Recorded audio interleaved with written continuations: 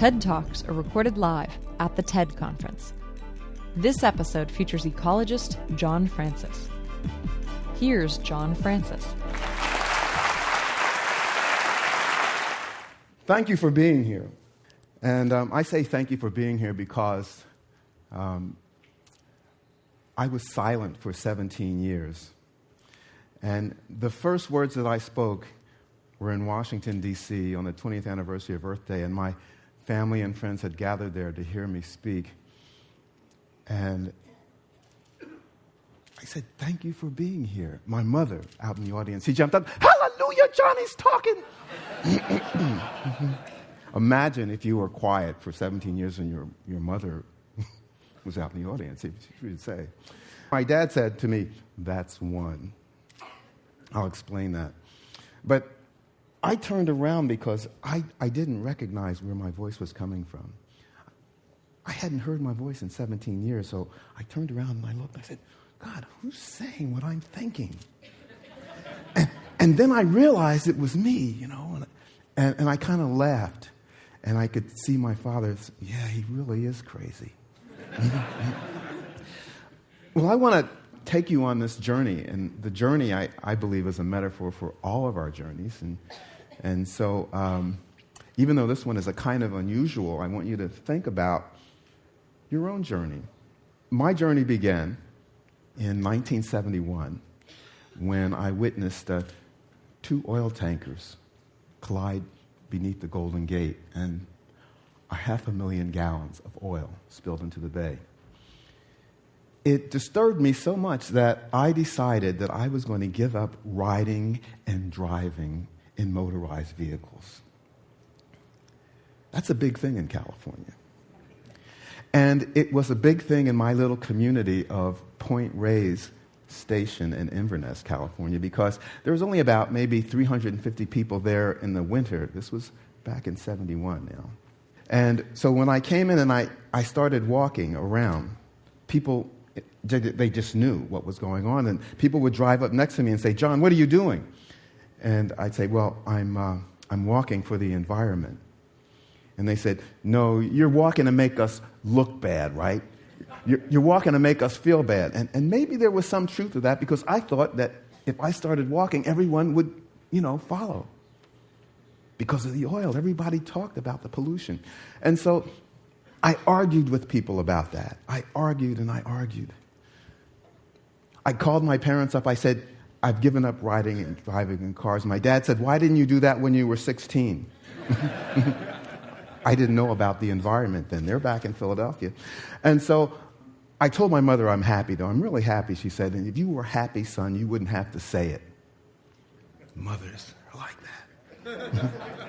And so on my 27th birthday, I decided, because I argued so much and I talked so much, you see, that I was going to stop speaking for just one day, to give it a rest. And so I did. I got up in the morning and I didn't say a word. And I have to tell you, it was a very moving experience, because for the first time, I began listening in a long time. And what I heard, it kind of disturbed me, because what I used to do when I thought I was listening was I would listen just enough to hear what people had to say and think that I knew what they were going to say, and so I stopped listening, and in my mind, I just kind of raced ahead and thought of what I was going to say back while they were still finishing up. And then I would launch in. Well, that just ended communication. So on this first day, I actually listened, and it was very sad for me, because I realized that for those many years, I had not been learning. I was 27. I thought I knew everything. I didn't. And so I decided I'd better do this for another day.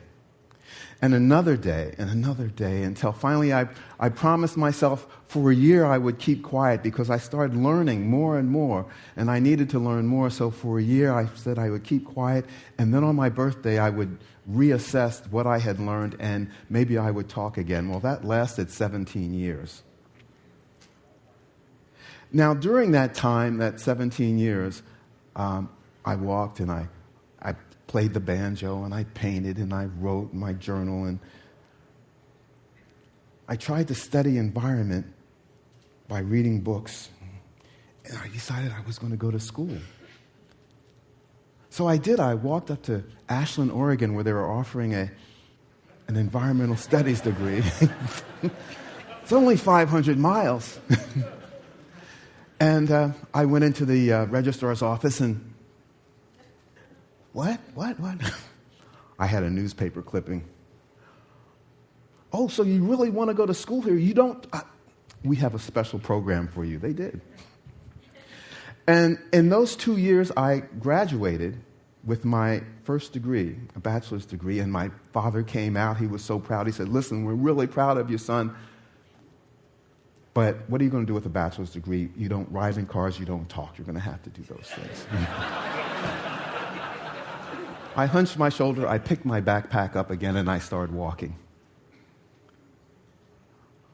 I walked all the way up to Port Townsend, Washington, where I built a wooden boat, rowed it across Puget Sound, Idaho, walked across Washington, Idaho, and down to Missoula, Montana.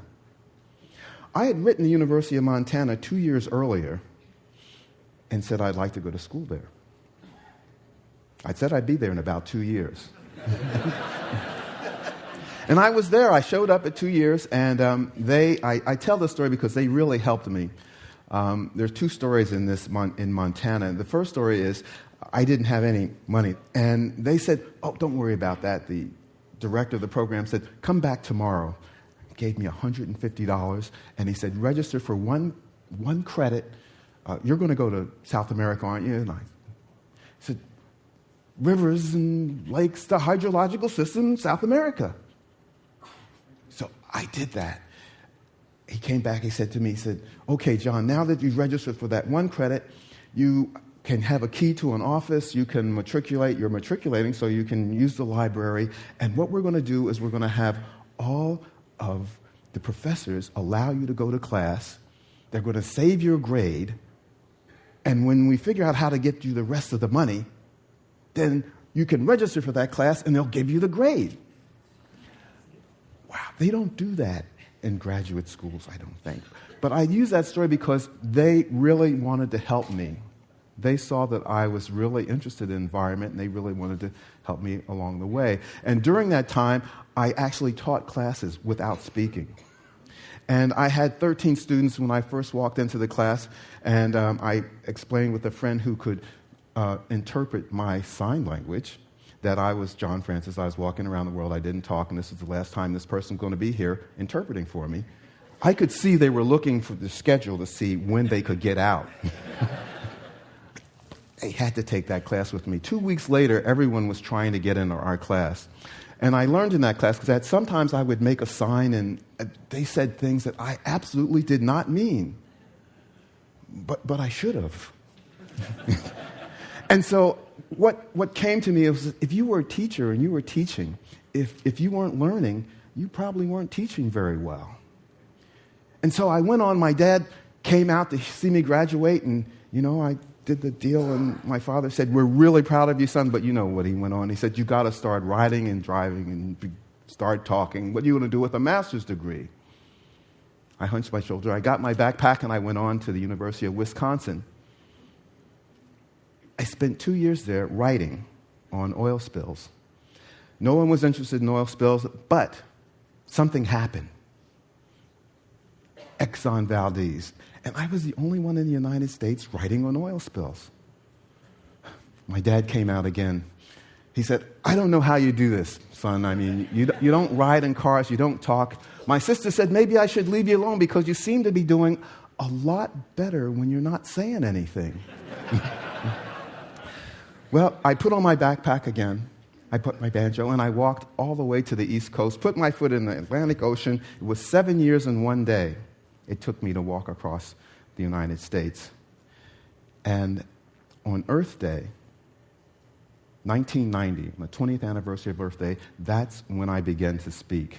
And that's what I said, thank you for being here, because it's sort of like that tree in the forest falling and And if there's no one there to hear, does it really make a sound? And I'm thanking you, and I'm thanking my family because they had come to hear me speak. And that's communication. And they also taught me about listening, that they listened to me. And it's one of those things that came out of the silence, the listening to each other. Really very important. We need to listen to each other. Well, my journey kept going on. My dad said, that's one, and I still didn't let that go. I worked for the Coast Guard, was made a UN Goodwill Ambassador. I wrote regulations for the United States. I wrote oil spill regulations. 20 years ago, someone had said to me, John, listen, you really want to make a difference? Yeah, I want to make a difference. He said, you just start walking east. Get out of your car and just start walking east. And as I walked off a little bit, and they said, yeah, and shut up too. You're going to make a difference, buddy. How could that be? How could that be? How could doing such a simple thing like walking and not talking make a difference? Well, my time at the Coast Guard was a really good time. And after that, I only worked 1 year. I said, that's enough. 1 year is enough for me to do that. I got on a sailboat and I sailed down through the Caribbean and walked through all of the islands and to Venezuela. And, I forgot the most important thing, which is why I started talking, which I have to tell you. I started talking because I had studied environment. I had studied environment at this level, this formal level, but there was this informal level. And the informal level, I learned about people and what we do and how we are. And environment changed from just being about trees and birds and endangered species to being about how we treated each other. Because if we are the environment, then all we need to do is look around us and see how we treat ourselves and how we treat each other. And so that's the message that I had, and I said, well, I'm going to have to spread that message. And so I got in my sailboat, sailed all the way through the Caribbean. It wasn't really my sailboat. I kind of worked on that boat. Got to Venezuela, and I started walking.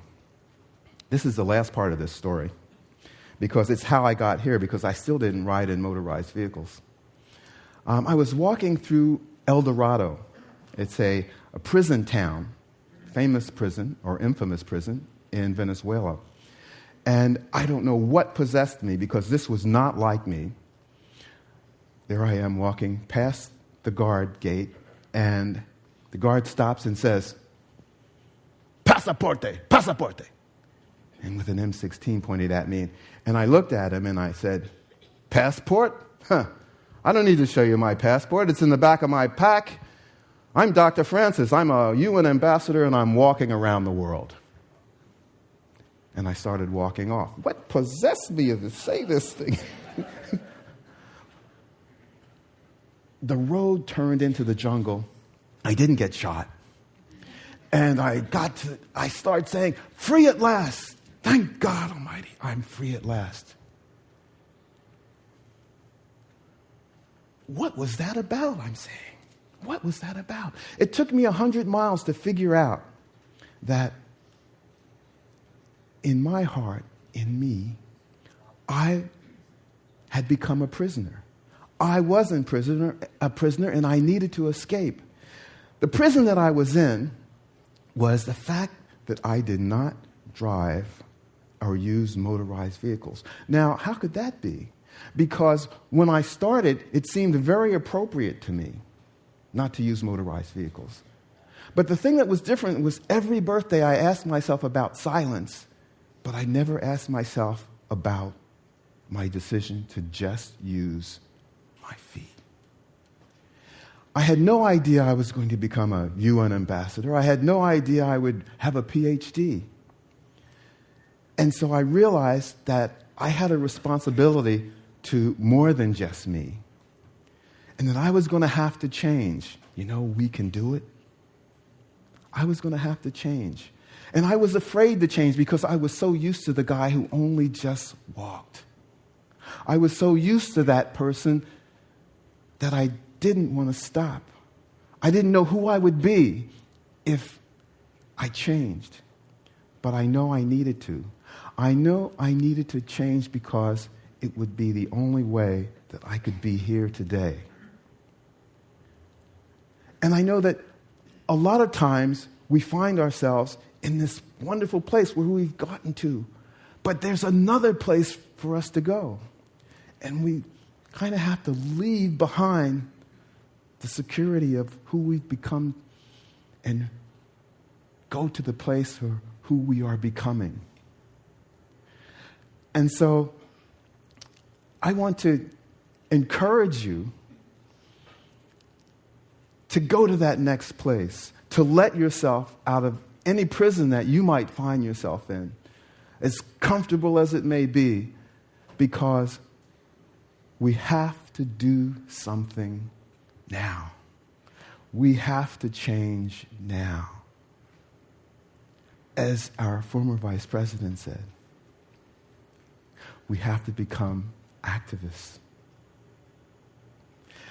So, if my voice can touch you, if my actions can touch you, if my being here can touch you, please let it be. We are the environment, and how we treat each other is really how we're going to treat the environment. So I want to thank you for being here, and I want to end this in 5 seconds of silence.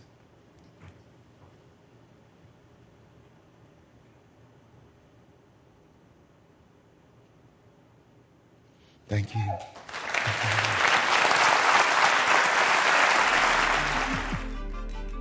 That was JohnFrancis, recorded at the TED Conference in Monterey, California, February 2008.